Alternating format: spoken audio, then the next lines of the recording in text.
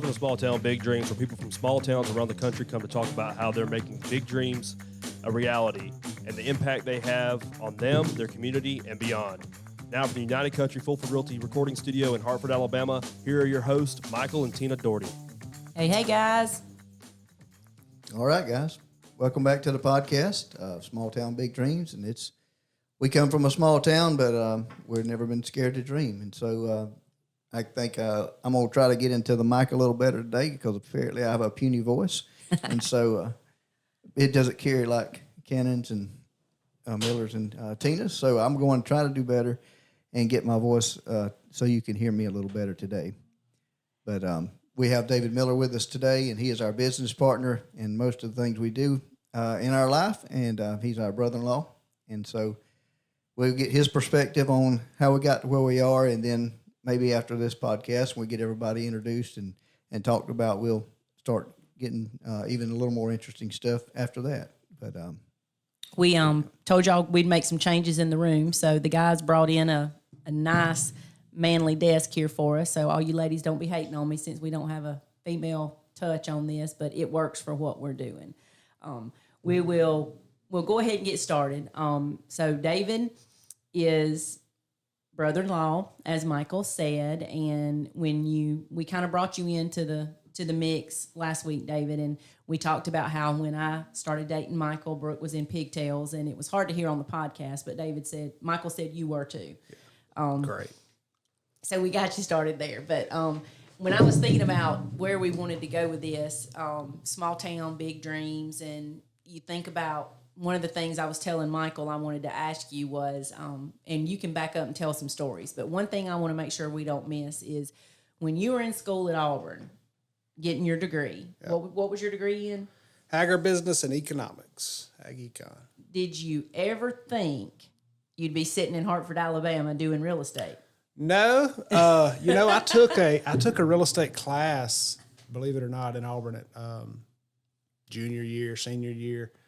I also took a basketball class my senior year. So there's those. It was almost like a throwaway for, I had some credits that I don't know. So I had a little bit of interest, I guess, but I wasn't thinking that far along. I never thought I would really be in real estate. So it's kind of cool, I've heard Michael say many, many times that it's pretty amazing to him to see how you had a degree from Auburn that you don't use specifically because you use a real estate license. Can relate. Exactly. But he sees the value of the connections that you have from Auburn. Big deal. That benefits you in the real estate world. So not to discredit that time you spent in Auburn, it brings value to the table for you. Yep. So even though that dream started for you, I'm sure as a little guy, to go to Auburn and to get a degree from Auburn, it might not have came full circle that's where you ended up making a career. Yeah. You use those resources. So absolutely. To me, that was just something that I wanted to make sure we didn't start talking and miss. Yeah. That you do have that 4-year degree from Auburn that's not related, but it brings so much value to the table. It does. In what we do. I grew up a lot at Auburn and learned a lot, met a lot of some of my best friends, still talk to them every week. And there's a lot of guys in real estate that were in Ag-Econ with me, and they sell land and farms like we do. Some of them are residential, but so Auburn just really, I hate to say networking, but it was. It is, yeah. Learned a ton too, and grew up a lot spiritually, and grew up a lot just all the way around. So it was a good time. I was 4 years at Auburn, and I was done. I was tired of meeting people at that point. I was ready to go to work. I didn't know what I wanted to do, but I was ready to get out of school. So did you ever imagine that little girl you walked out on that homecoming field with would be you'd be working with her brother? Yeah. And he would be dragging you through. I didn't even know Michael, so really, we knew of, Yeah.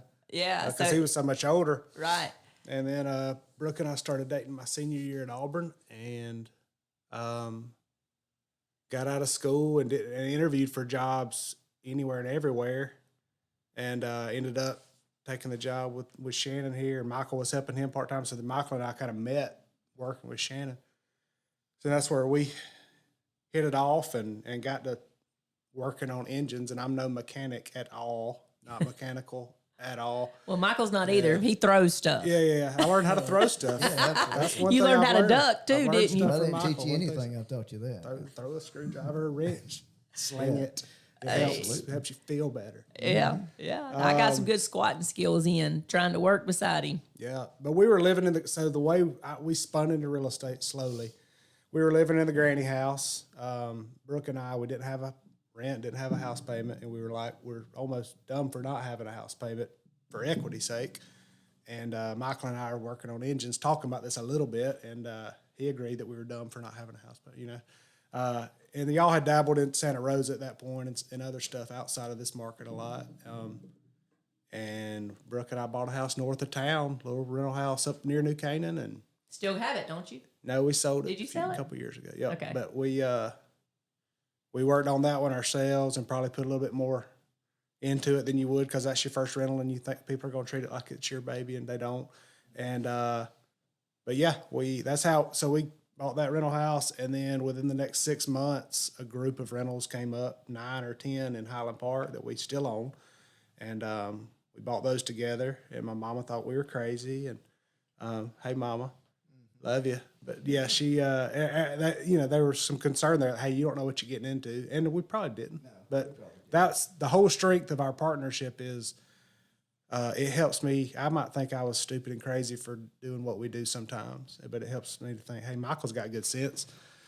So we both not stupid and crazy. Absolutely. The different personalities, if you're going to be partners, and if you're going to be partners with your brother-in-law, it definitely has to be a certain personality group. And you both have to learn to give and take. And we actually bounce so much stuff off each other, we pretty much know what the other one's going to say. But it's still nice to hear a reinforcement of, hey, yeah, I think that's a good idea, or this is why I think not. Yeah, and one thing I will say about Michael and David is when you're partners with somebody, that's a tough thing to do, number one, because you got that trust factor of the financial end of it. And then when you're family, that can be even tougher. But I've always told people, as far as that partnership goes, that I believe that these two guys, if they had a nickel, they'd cut that nickel in half. Literally. If they were down to a nickel, they'd cut that nickel in half. Yeah. And I say that with complete confidence. So that's one thing in partnerships that you have to know that's important, that you go into partnerships with the right people, because you can't have your feelings on your shoulders either. Hey, I'm doing more than him, or he's doing more than me. Because I'll get that, hey, he might be doing more than me, but I put a little pressure. We both put pressure on ourselves, and that's what makes things work, actually. Yeah, well, everybody does something different. David and I will quickly say Michael's a laborer. Michael's going to dig down. I can sit down and rest. Yeah, Michael's going to dig the Michael ditch. and Brooke cannot sit down and rest very good. They struggle at that. They do. That's their therapy is work, which Yeah, ain't absolutely. no problem with it. It's just It wired. rests our mind just to work. Yeah. Yeah. I like some of that too, but I can watch television Yeah. when needed. But partnership, trust, and hard work. If your partners, if you can trust them and they're working and they're going to work as hard as you do, that's the key. If one's lazy and one of them's got some drive, don't work. If you can't trust each other, it ain't worth doing. And we've kind of, you live and learn. But the Lord put this partnership together, no doubt in my mind. So that's kind of, we didn't have to think through and be smart on the front end because it just happened. So that's the cool thing. So we've got Highland Park going. I think from there, did we go to? Maybe we bought the house on the corner, the Wagner house. That's what I called it. Mm-hmm. I think we. Either way, we worked a flip there, and The that's where apartments in Napier Field. that was after though. Was That was way after. was it? Yeah, we worked through some houses. We so- worked several houses around town in our small town here in Hartford, and we love to change our town, and no good, and so the house there was it's still there. It's kind of obviously. historic to me. 1920. Yeah, it's as historic as you get in Hartford. To me, it's shake shingles, which were rare, and we had to paint over those, but it was just a white triplex when we bought it. We had a couple guys working for us. That's where I met Brant Barnes at that house working. So he came in to work with us some. We pulled the best memory of that house is pulling back carpet and finding parquet. I guess it's pecan. We never Yeah, had it was cool. we never had anybody truly identify that wood, but it was parquet. In one room, it was parquet floor, one by one, bad to the bone. 6 nails per strip. It was pretty neat. It was 2-inch strips, and the next room was straight runs, and the next room was They worked just away in a boxed certain around. box, yeah. But it's the flooring in that house were just, and we were able to go in and do really nice crown mold and custom cabinets and redo it. I remember the parlor recline. doors. Mm-hmm. It had Every parlor doors. had parlor doors in it. That house is on the corner in Hartford, across from the scooter store. So that was so we've kind of made it a mission to better the town Yes. with the properties that we That bought. was one where I remember it dawned on us that, man, you can't. Folks love watching a project, and that's nothing on us. That's anybody's project in town. Sure. Mm-hmm. In a small town, you get to drive by 5 times a day, and you get to check on how it's coming along. That's fun to me. I love it. I love To make something construction. look better. that I didn't. want to jump in right there and like, yes, people like seeing it, but not to dredge up negativity, but go to the flip side of that and talk about how even though y'all are, you can't satisfy everybody. Yeah. Can y'all talk about how just a little bit of the challenges y'all have experienced with the flip side of that, where people they're watching you, but it's not in a positive light. Like one thing that comes to mind for me with y'all is shortly after I moved back here, even before I came on board with y'all over here at United Country, is the lot over there across from Tate's. And all the rumors that got started saying y'all are gonna pack it in with a bunch of tiny homes and everything like that, and y'all had to squash it. Yeah, I've never really felt like we don't have that many enemies, in my opinion. I may be wrong. Go ahead and comment if you're our enemy. We'll keep up. We'll take notes. Start a list. But I've never felt like we had anybody pulling against us really, and that's cool. And that's but yeah, I have figured out in the short time we've been doing this, or long time, whatever.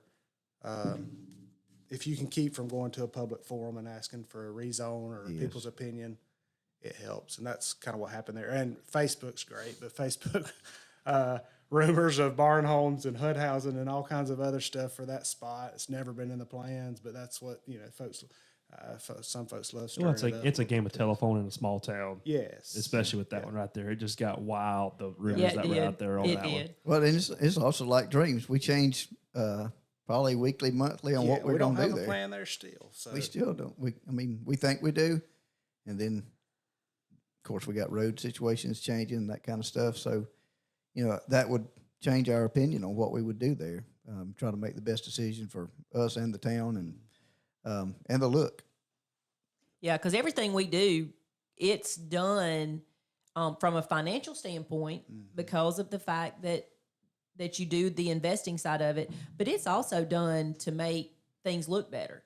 There's nothing that we're going to do that we want to look bad. If it's got that's our a name pretty on good it, example, because that one had a old house that everybody loved and but it was depressing because you could not buy it and put $300,000 in it that it needed to fix it back To ever get it back. Michael We and I, literally tore it down, and it sat there. We're twiddling our thumbs with it, trying to figure out what we're going to do next. But that was man, I hated to see it go down, but I loved seeing a clean lot and it Absolutely. looking like a Michael and I house. looked at that house probably 5 to 8 years before. Yeah.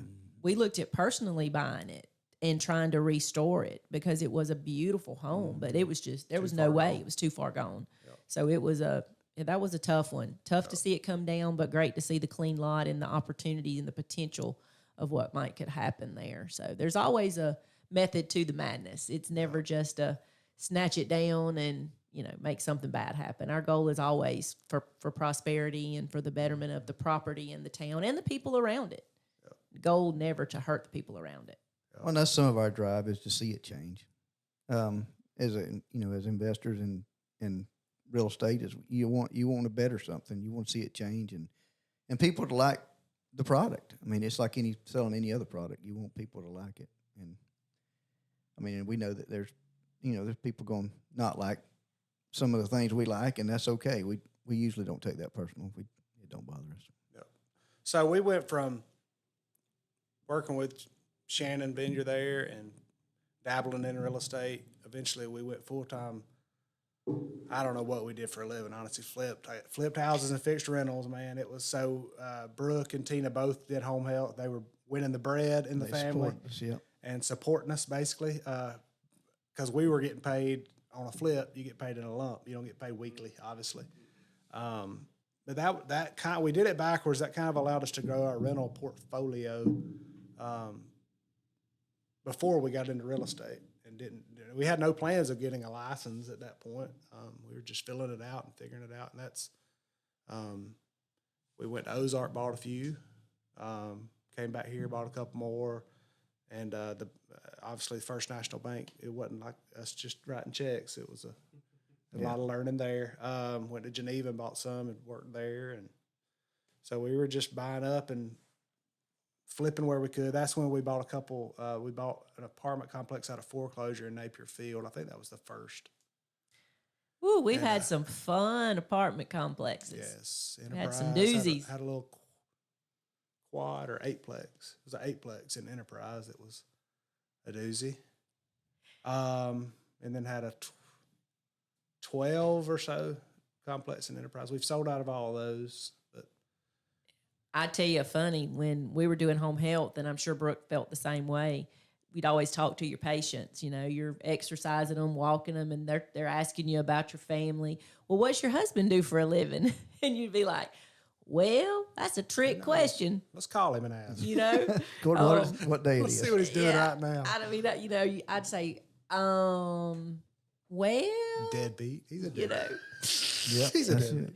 And you start trying to explain it to them. You know, that was before, I guess, the word entrepreneur would have been popular or would have even existed, you know, back then. In our vocabulary, for sure. Oh, I would say, or did you just not feel like it Yeah, applied yet? We just didn't know it. because it was still in the early So phases. we've come. Michael and I've talked about this. I don't know how much of an entrepreneur we are. I don't just wake up in the morning itching to start a business tomorrow, or you know what I mean. But opportunistic. Yeah. That's kind of you Yeah. know, if we see an opportunity that makes sense and we can, you know, we're not scared of some risk. I think that fits us better. I try to figure out when, because I'm conservative and I'm tight, and it doesn't make sense for me to be where we're at. Michael's more of a risk taker and a dreamer probably. But even at Auburn, I remember sitting at the third floor of Comer Hall. That's where you take ag classes, in an ag marketing class, which should have been awesome, and it was boring. And I was second to last semester, something, trying to figure out how to make a living. And I was like, well, I can cut grass in the summertime. I can pick up pecans in the wintertime. I could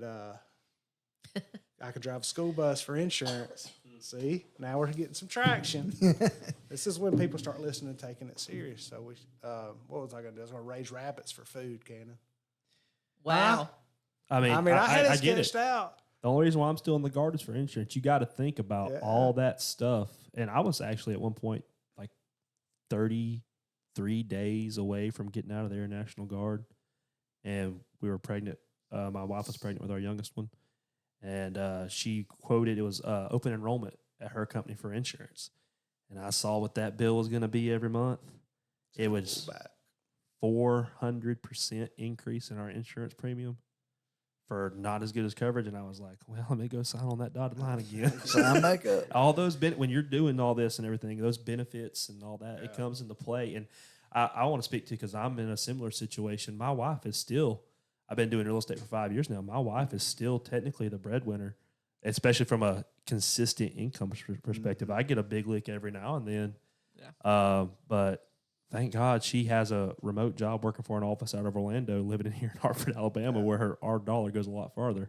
You have to consider all that stuff, and y'all know that more than anybody. Yep. And it helped us thinking, hey, these are rentals and they're going to pay, you know, what we were doing at that point, really no income, is, hey, these are rental houses and they're going to eventually be paid off and be kind of a retirement. So that helped us mentally work through that. But And we'd even got to the point that we'd probably acquired all the rentals we wanted until Shirley came in and we started Fox Rentals. Which yeah, is that was after real estate. And so we What was that threshold ballpark? What was that threshold where y'all were like, we need somebody else to manage this? Well, we didn't. We got a real estate license. I think the threshold got us into real estate was, hey, I don't see anything for us to buy, so what are we going to do? And I always tell people, and this sounds crude, but I saw a lot of idiots making a living in real estate. No offense, professional real estate partners, but I saw a lot of people that I didn't think were as competent as they needed to be in their job, and thought, heck, fire! If they can make a living, I can make a living. And so we studied together and took it. I mean, we went and took the state board the same day and got our license. Came and talked to Danny, and Danny just said, he thought the partnership thing would fit good, and just like every new agent, the first couple of years were slower, and we were still dabbling in stuff. We still do, but we were figuring it out. But it's been very good. We've been blessed with it. And then we still managed our own property for a few years, and once we bought the office, I think we turned it over to maybe Summer and Carmen to handle, and then Shirley came in.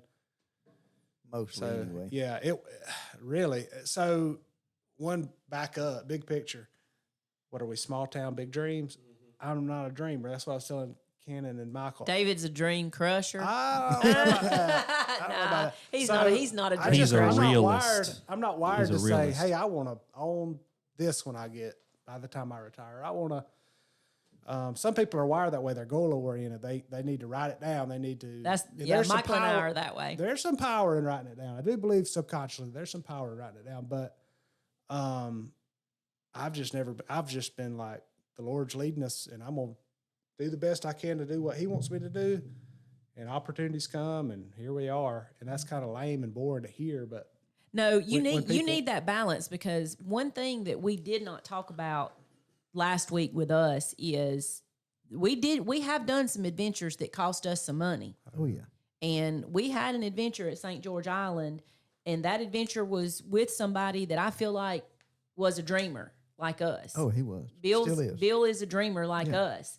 And and that's and we love Bill. You know what I Yeah, mean? just a market turn. And somewhat. the market turned at that point and went down on us. And it was one of those deals where we were happy to get out and stop the bleeding, and there was a negative there that took a little while to recover from. So, anytime you're looking at investing, there is always a risk there. So, we did not portray that. We have learned to hedge those risks a lot better than we did in the beginning. We didn't have no options, but I mean, You just had to know And when if I- you and when I- lost it, you had to just and when I work came harder to on make it board, back. when I came on board, the reason I was comfortable with rentals is that's low risk to me, and it's math, man. It's just so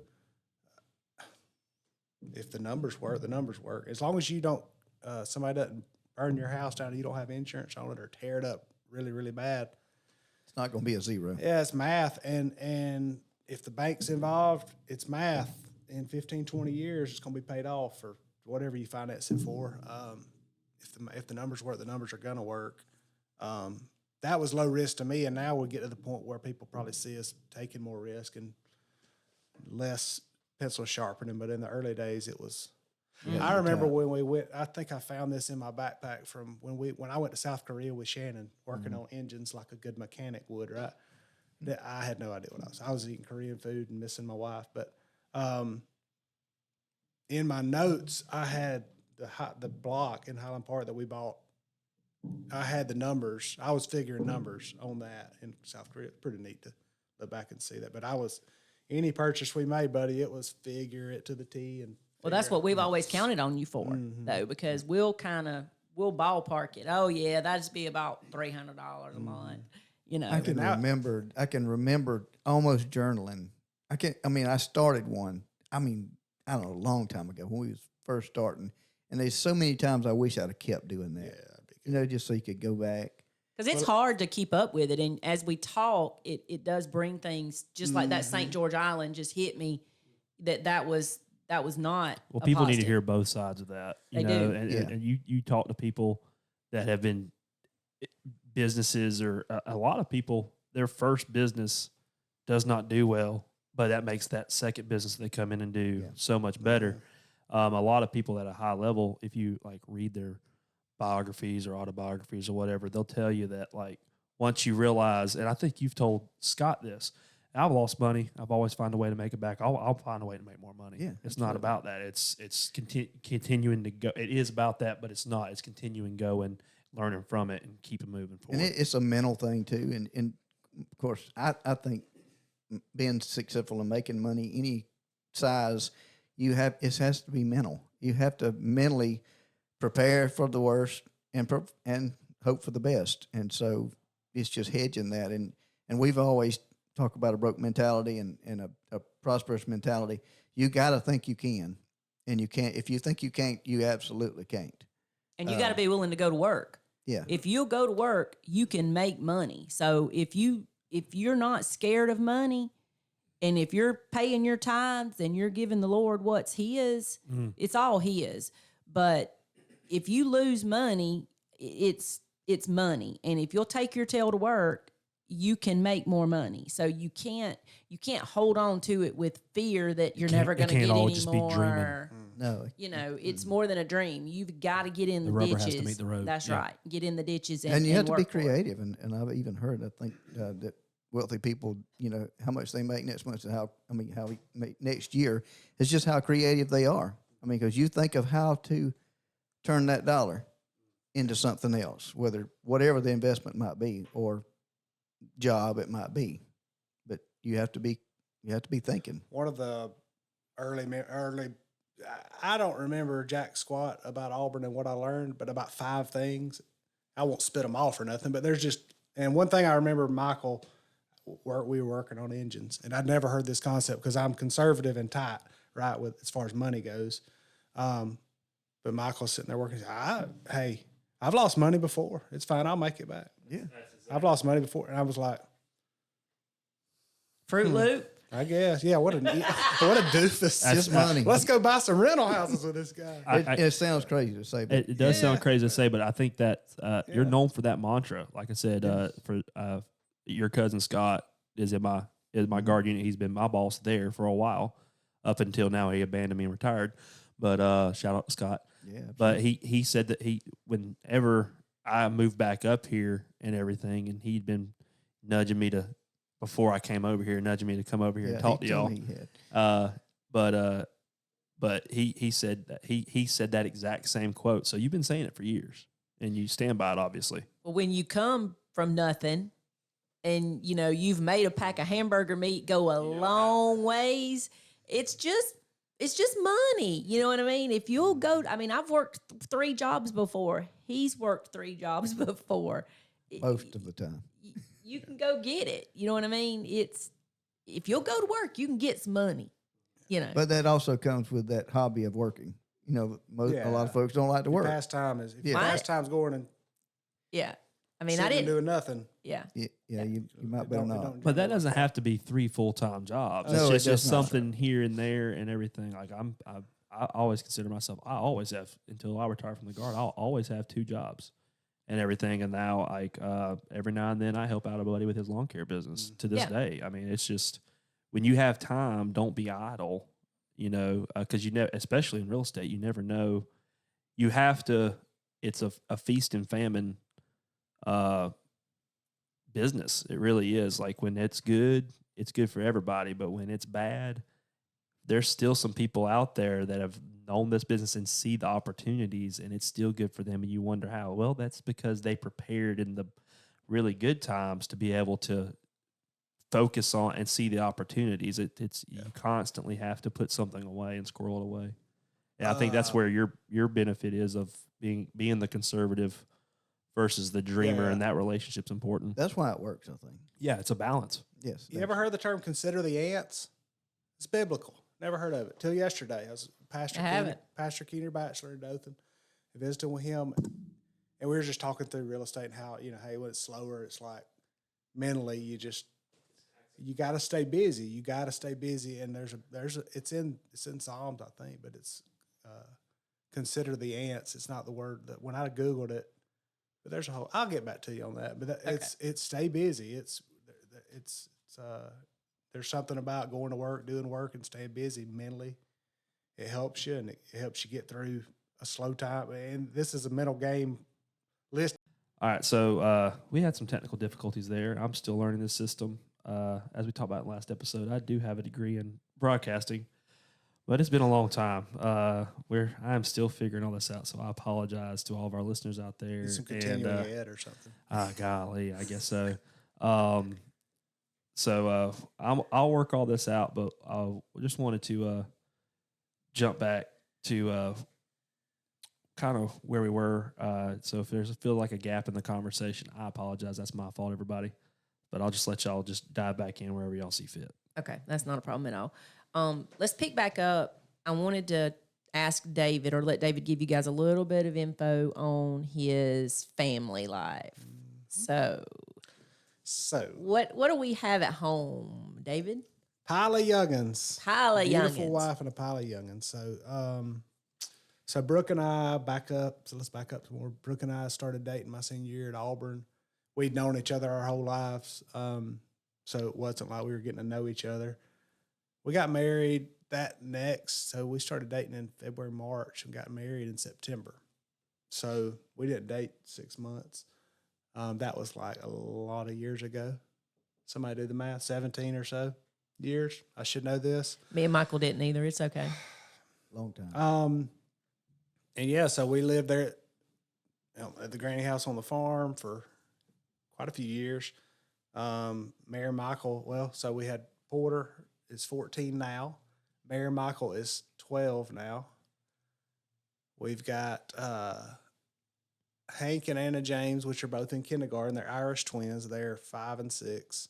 And then Buster, hopefully the caboose of this train is 18 months old, I guess. I keep saying 18 and I don't move that number, but it's full speed at our house. So we never thought we would have more than 2 or 3 youngins, and here we sit, 5 strong, and it's full speed and a lot of fun. We're blessed, but it not our plan at all. So you get looked. I always feel like I need to explain myself when I have 5 youngins. Y'all don't understand that, but Oh, it's okay. I know how I look at people with 5 youngins. Like, what are you thinking, guys? Yeah. Well, and they're actually very well behaved kids. All except for Hank. He's pretty good at basketball, and if you play basketball with him, he'll twist you up and throw you down and tear your meniscus. Sounds like she's experienced it. Yeah, so he She's did a that. player. She got a He jersey did that to his Aunt Tina. So, but anyway, I didn't spank him. It was my fault. I shouldn't have been playing basketball with him. They get their share of those. I think. I was just about to say, I walked into me and my family after church this past Sunday. Went to Las Galeras and Slocum, the Mexican restaurant that we all love here at this table. Great bunch of people out there that own and run that with delicious food. But getting our Sunday lunch on, and we walk in. As I open the door, Brooke had to lay some corporal punishment on poor little old Buster because he wasn't listening. He needed it. And He it was needed great it. too because mine were starting to get on my nerves. And I opened the door and we walk into that, and my oldest is sitting right in front of me. And I said, "You look, Harper." I said, "Daddy ain't gonna have to do anything today. I'll get Miss Brooke on you." And her eyes got all big. It's part of the job. Absolutely. At this point, man. It's we don't enjoy it, but it's part of it. They need it sometimes, which we all need some discipline. So, David, I guess we'll kind of get ready to wrap this thing up. We can kind of go that direction with in the real estate world right now. Rates are hanging where? Do you know? We're maybe in the high 6s on some stuff on mortgages, 30-year mortgages.